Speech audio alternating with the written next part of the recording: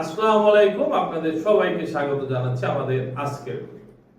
একজন চাকরিজীবী চাইলেই কি একটি ট্রেড লাইসেন্স করতে পারবেন?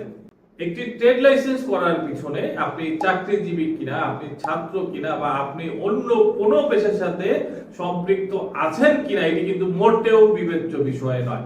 বিবেচ্য বিষয় হচ্ছে যে আপনি কোনো ব্যবসা পরিচালনা করছেন কিনা বা কোনো ব্যবসা পরিচালনা করবেন কিনা। যদি আপনি কোনো ধরনের ব্যবসা পরিচালনা করেন তাহলে আপনি চাকরিজীবী হলেও আপনাকে ট্রেড লাইসেন্স করতে হবে, ছাত্র হলেও ট্রেড লাইসেন্স করতে হবে, অন্য যে কোনো পেশার সাথে জড়িত থাকলেও আপনাকে ট্রেড লাইসেন্স করতে হবে। তবে সরকারি চাকরি বিধিমালা অনুযায়ী কিছু কিছু ক্ষেত্রে অথবা বেসরকারি ক্ষেত্রেও কিছু কিছু অফিসে রেস্ট্রিকশন থাকে যে আপনি চাকরি করাকালীন সময়ে অন্য কোনো কাজের সাথে ব্যবসার সাথে সম্পৃক্ত হতে পারবেন না। তো সেক্ষেত্রে আপনি নিজ নিজ অথরিটির কাছ থেকে অনুমতি নিয়ে ট্রেড লাইসেন্সটা করলে আপনি নিরাপদে থাকবেন।